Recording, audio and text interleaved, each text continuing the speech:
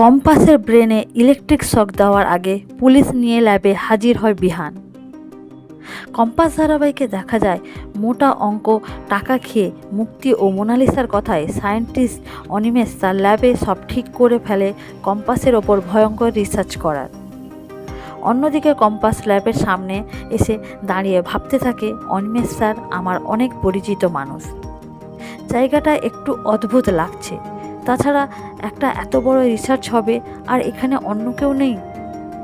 তারপর ভাবে research result যাই হোক না কেন তাতে সবার উপকার হবে, আর যদি সাকসেস হয় তাহলে তো সবারই ভালো, আর আমি এইটুকু কাজ সবার জন্য করতে পারি।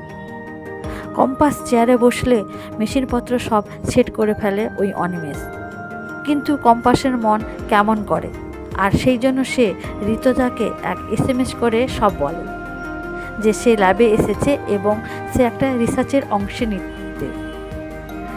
ঋতুজা যখন SMSটা দেখে আর ভাবতে থাকে এই অনিমেষ এর নামে অনেকগুলি কেস আছে, ঘুষ খেয়ে অনেক এমন কাজ করেছে যে তার জন্য তাকে জেলও যেতে হয়েছে। আর তখনই বিহান সেখানে আসে। তখন ঋতুজা বিহানকে সব কথা বলে, আরও বলে যে কম্পাস কোনো এক বিপদে পড়তে যাচ্ছে।